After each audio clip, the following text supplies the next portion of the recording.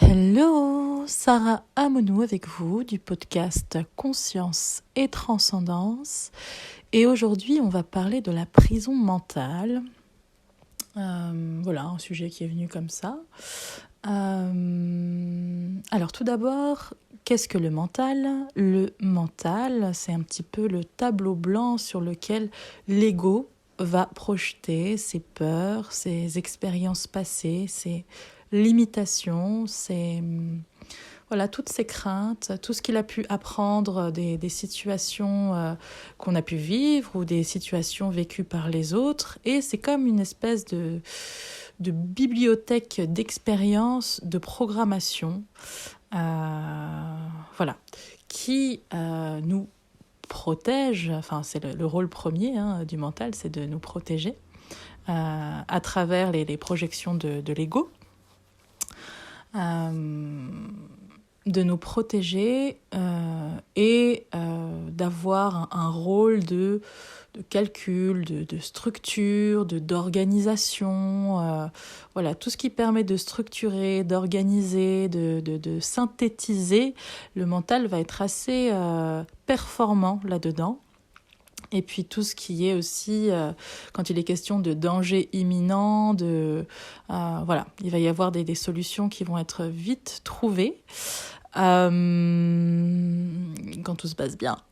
Et du coup, voilà, donc le mental est un outil au même titre qu'une calculatrice va faire des calculs, mais ce n'est pas une instance décisionnelle.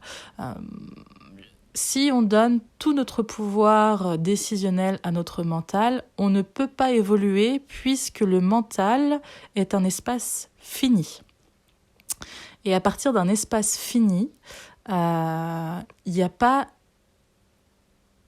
de place, d'opportunité, de porte ouverte vers l'inconnu. Ça veut dire que pour évoluer, les décisions que nous prenons doivent être en dehors du mental. Parce que le mental va nous maintenir dans une zone dite de confort, dans du connu, parce que inconnu égale danger.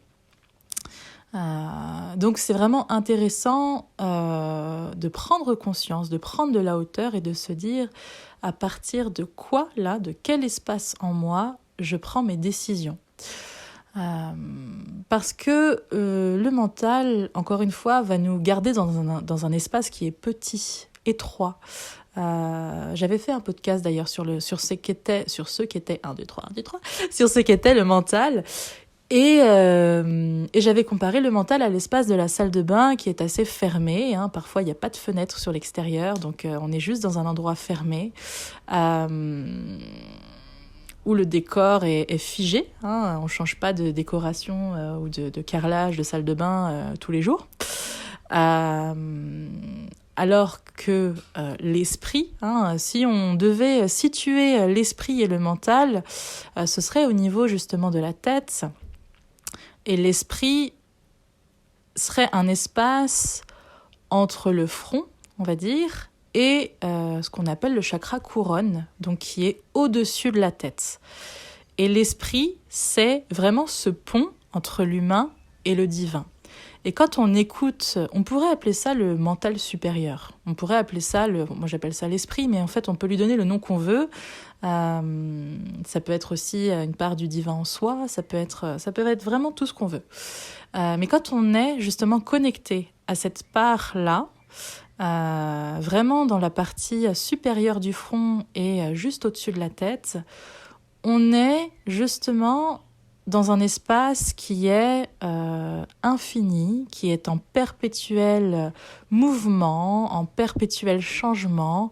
Et je compare cet espace-là à l'espace d'un jardin. C'est-à-dire que même si cet espace est délimité, quand on regarde le ciel, on a cette notion d'infini, on a cette vision d'infini. Et tout change en permanence, que ce soit les fleurs, les herbes qui poussent, la faune, voilà, la flore en général. Dans un jardin n'est jamais exactement le même que la veille. Et le ciel au-dessus de notre tête n'est jamais exactement le même que celui de la veille. Donc c'est vraiment une invitation à décider, à choisir depuis un espace supérieur en soi.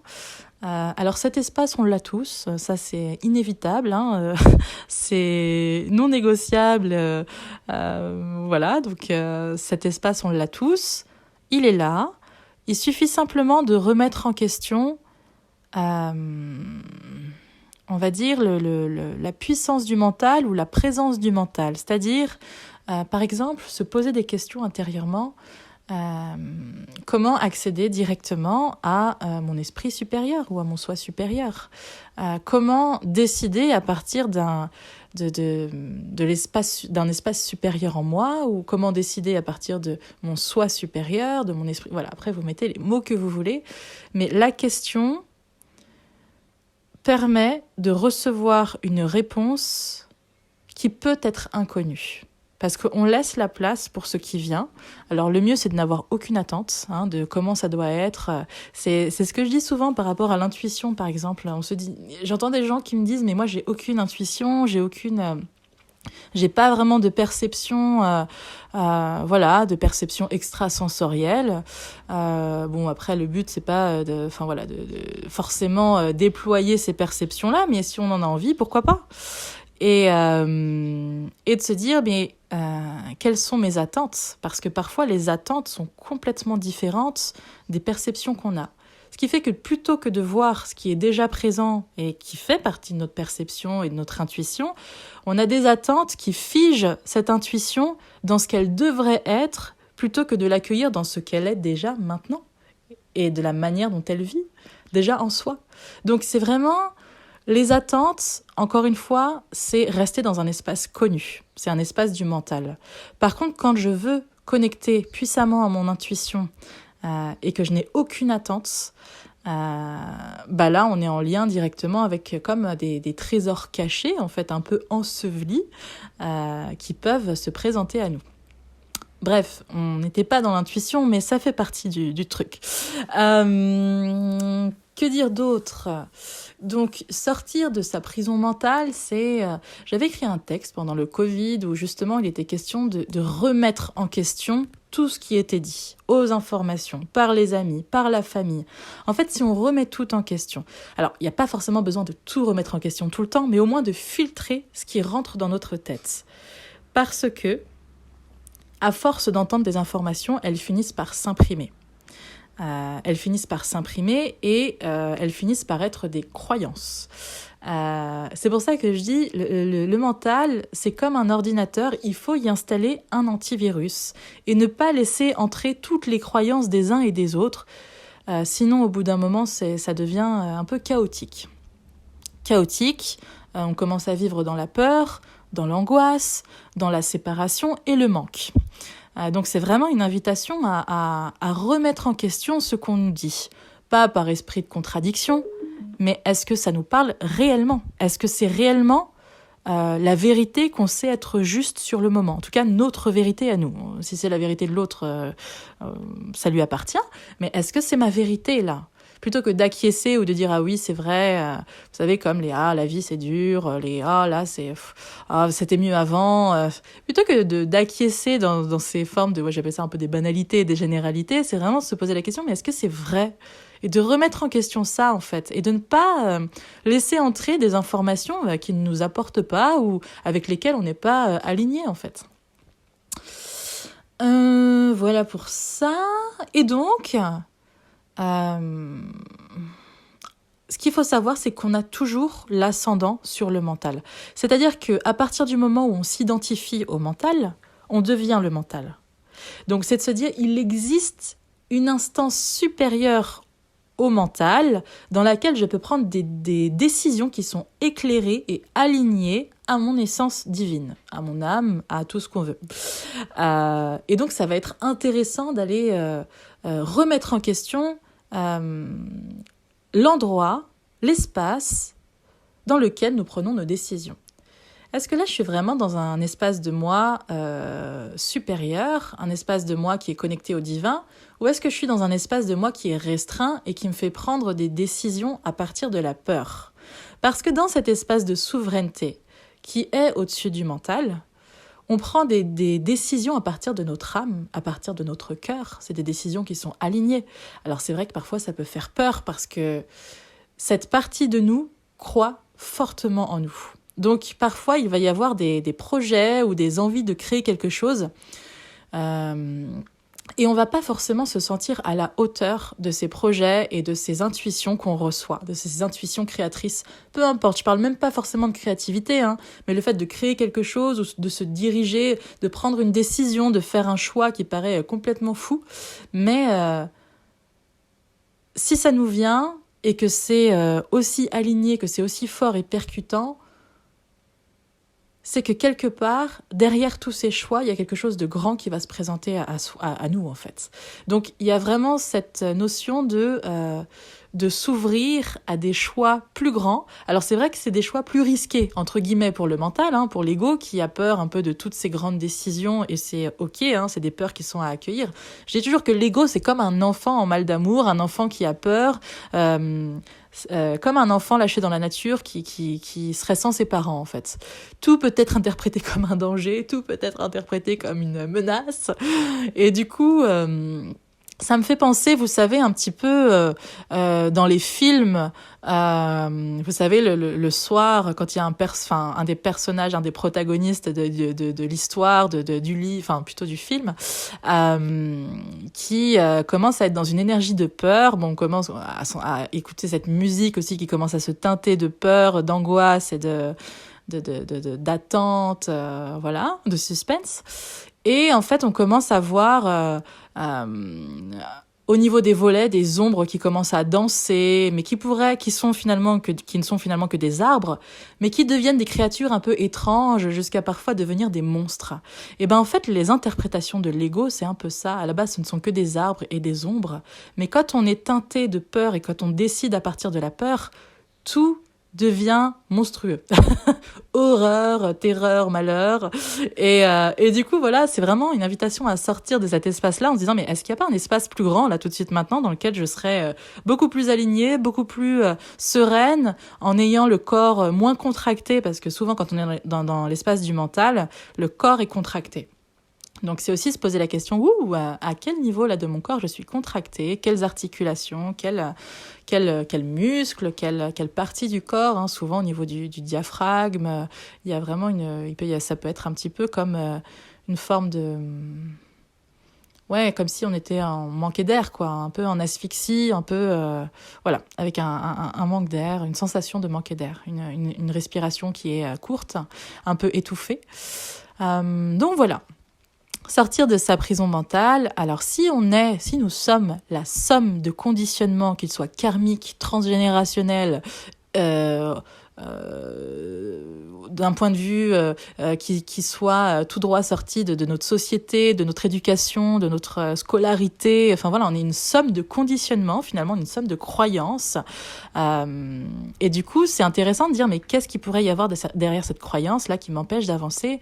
Est-ce que c'est vraiment fini derrière cette croyance, ou est-ce qu'il y a un autre monde, un autre univers qui s'ouvre une fois que j'enlève cette croyance, en fait? Une fois que cette croyance, je m'interroge sur cette croyance, c'est jamais fini, en fait. On est des êtres infinis, donc on est des êtres issus d'une essence infinie, même si là on vient expérimenter justement cette expérience de la séparation, de la dualité, de l'incarnation, de l'incorporation. Il y a vraiment cette notion d'infini, notre essence est infinie. Donc, c'est vraiment toujours se dire à partir de quoi là je fonctionne. Est-ce que c'est le corps fini, l'espace du mental, tout ce qui est fini, ou est-ce que c'est mon essence infinie qui m'inspire et qui me fait prendre des décisions à la hauteur de l'être que je suis vraiment? Alors le but c'est pas de ne pas avoir peur, le but c'est de ne pas avoir voilà, mais parce que la peur, on aura toujours peur, hein. Il y aura toujours des moments où on aura peur, des moments où ce sera plus ou moins justifié en fonction de ce qui est engrammé, en fonction de ce qui a été consolidé en termes de croyances. Mais ce qui est intéressant, encore une fois, c'est que nous allions justement dépasser cette peur, que nous allions au-delà de cette peur. Je ne sais plus où j'avais entendu dire que le courage, c'était pas de ne pas avoir peur, c'était d'y aller même quand on a peur. Et il y a vraiment cette notion-là de... Un peu, c'est vraiment le dépassement de soi. Quand on se dépasse, ça veut dire qu'on est dans un espace qui est au-delà du mental, parce qu'on sort d'une zone qui nous est confortable, mais dans laquelle, au bout d'un moment, on finit par s'éteindre. Vous savez, quand on est, bon, alors, au-delà de toute maladie ou quoi que ce soit, mais quand on est dans un état un peu léthargique, où on n'a plus beaucoup d'énergie, où on est dans dans une forme un peu de dépression, ou quand on s'éteint, ou voilà. En fait, c'est finalement qu'on fait quelque chose on fait des choses qui n'ont plus de sens pour notre âme ou qui ne nourrissent plus notre âme. Qu'est-ce qui nourrit notre âme? L'amour, la créativité, la nature. Donc quand je dis de créativité, peinture, dessin, écriture, chant, voilà. Toutes ces choses qui sont considérées comme secondaires, mais finalement qui sont l'essence, la nourriture de notre essence même. Parce que tout ça nous relie finalement à quelque chose de plus grand. Tous ces espaces-là nous font connecter à des espaces plus grands en nous. Donc quand on est trop dans le mental, la créativité par exemple, c'est vraiment, vraiment, vraiment une super porte pour reconnecter à plus grand en soi. Voilà, donc créativité, remettre en question les croyances qui nous limitent, entre guillemets, et poser la question, comment accéder maintenant à cet espace supérieur en moi et comment choisir, faire tous mes choix de vie, prendre mes décisions à partir de cet espace supérieur en moi. Voilà, le pouvoir de la question est juste absolument extraordinaire. Donc je vous invite vraiment à poser des questions là où vous avez la sensation que c'est fermé, là où vous avez l'impression que c'est fini. Vraiment, posez vos questions pour ouvrir toujours à plus grand. La question, elle permet d'ouvrir et de recevoir soit une énergie, une réponse, peu importe, sous la forme de quelque chose de plus grand, sous la forme de quelque chose d'inconnu. C'est-à-dire qu'elle outrepasse, entre guillemets, nos attentes, elle outrepasse le mental. La question outrepasse le mental. Et on peut créer, du coup, au-delà du mental. Voilà comment sortir de sa prison mentale. Et puis, évidemment, éviter de regarder les infos. De toute façon, on est bien au courant de ce qui se passe par on va dire les bribes qu'on entend des conversations des uns et des autres. Mais ce que je veux dire, c'est que les infos vont nous faire nous sentir dans une forme d'impuissance, dans une forme de peur, hein, et ça va alimenter la peur. Et là, on alimente le mental. On n'alimente pas l'espace supérieur en soi. Parce que quoi qu'il arrive, quand on est connecté à l'espace supérieur en soi, quoi qu'il arrive, on a les ressources pour vivre les situations.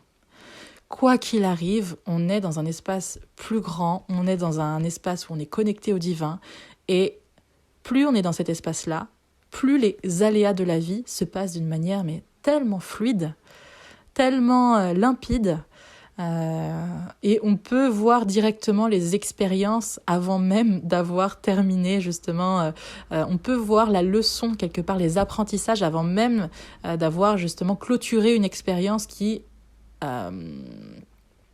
on va dire, au premier regard, peut-être perçue comme négative ou désagréable, ou voilà. Et quand on est dans cet espace-là de soi, en fait, on est dans une forme de sérénité et on est dans une... Ah, ok, d'accord, je vois déjà pourquoi ça arrive. Et là, la situation, elle se règle en 2 temps, 3 mouvements, quoi. Donc c'est vraiment cet espace-là, c'est cet espace qui nourrit notre âme, qui nourrit toutes les parts de soi, hein. C'est vraiment toutes les parts de soi qui sont nourries. On est comme abreuvé, on est comme voilà, on est nourri d'une nourriture de l'âme, quoi, hein. Clairement, on est oui, il y a une forme de complétude aussi. On se sent complet parce qu'on ne se sent plus dans un état de séparation. On est relié à tout ce qui est présent autour de nous. En nous, il n'y a plus de réelle séparation. Et c'est un espace où tout est possible. c'est un espace où tout est possible. Et quand on est dans cet espace-là, on crée de grandes choses. Des grandes choses, ça n'a pas besoin d'être une ambition démesurée, hein, mais c'est vraiment des grandes choses pour soi, pour son âme, pour sa propre réalisation, pour sa propre complétude. Voilà, je crois que j'ai fait le tour de ce que je voulais vous partager. Alors j'espère que ce podcast vous aura plu. N'hésitez pas à encourager cette chaîne, hein, soit par un like, soit par un petit commentaire ou un abonnement ou un partage. Voilà, pour qu'on grandisse tous ensemble et que les personnes qui se sentent concernées, que ça intéresserait... sois averti. Voilà, je vous remercie 1000 fois et puis on se dit à tout vite pour un nouveau podcast.